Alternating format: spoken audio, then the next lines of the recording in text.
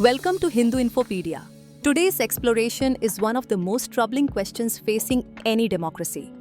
What happens when the guardians of justice are allowed to judge themselves?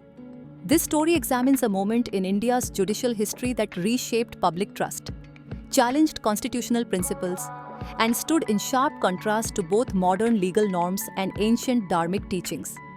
At the heart of this crisis is a simple but profound idea. No one should ever sit in judgment of their own case. For more than 500 years, cultures across the world have embraced this principle. Because justice must not only be delivered, but must be seen to be delivered. Yet, in the year 2019, India witnessed a sequence of events that shook this foundation. A former employee of the Supreme Court accused the then Chief Justice of serious misconduct. She submitted a detailed account to more than 20 judges. What followed was a rapid series of decisions that created the appearance of an institution closing ranks to protect its own. The accused judge convened an extraordinary hearing the very next day and sat on the bench overseeing a matter connected to allegations against himself. This single act violated the core principle of impartiality. Years later, he publicly admitted that he should not have been on that bench. But by then, the damage had already hardened into public memory. Soon after, an internal committee of sitting judges was formed. Under India's in-house system, judges investigate other judges. Hearings are held in complete secrecy. Legal representation for complainants may be limited, and final conclusions are often withheld from the public. Within a short span of time, the committee declared that the allegations had no substance. Several respected legal voices, including retired judges, later raised concerns about institutional bias and the lack of transparency in this process. To make matters worse, phone numbers linked to the woman and her family appeared on a list of potential targets for sophisticated digital surveillance shortly after she raised her complaint. While investigations remain contested, the timing deepened public anxiety. 4 months after retirement, the same Chief Justice was nominated to the Rajya Sabha, India's upper house of parliament. This nomination ignited a debate across the country. Many observers saw it as a political reward that created a troubling perception that a judge who delivered crucial verdicts favorable to the government had been compensated soon after leaving office. Whether or not that perception is accurate, in public life, the appearance of justice is often as important as justice itself.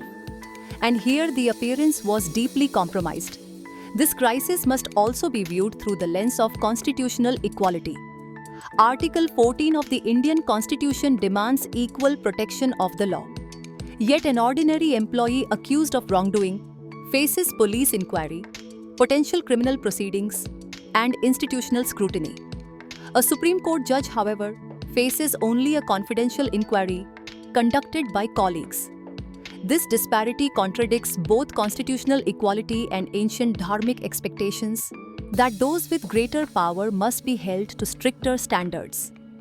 Ancient Indian jurisprudence, from Manu Smriti to Nyaya Sutra principles, repeatedly emphasizes Samadarshana, equal vision.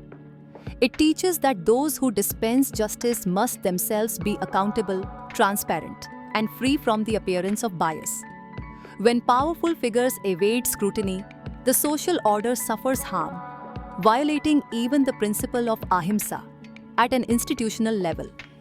The crisis also reveals a broader systemic problem. India's judiciary is shielded by a combination of opaque appointments, limited disciplinary mechanisms, and a contempt power that can silence criticism. Impeachment, the only formal removal method, requires such overwhelming political agreement that it is practically unreachable. As a result, self-investigation becomes the norm rather than the exception. Comparing India to other democracies makes the gap clear. The United Kingdom, the United States, Canada, and Australia all maintain independent judicial oversight bodies with external members, transparent procedures, and clearly defined investigative standards. India remains one of the few democracies where judges primarily investigate judges. For a healthy judicial system, reform must focus on 4 pillars. First, independent oversight with external members. Second, post-retirement rules preventing immediate political or government appointments. Third, transparent disclosure of judicial reasoning in matters of internal discipline. And fourth, a layered accountability structure so that consequences exist beyond the extreme measure of impeachment.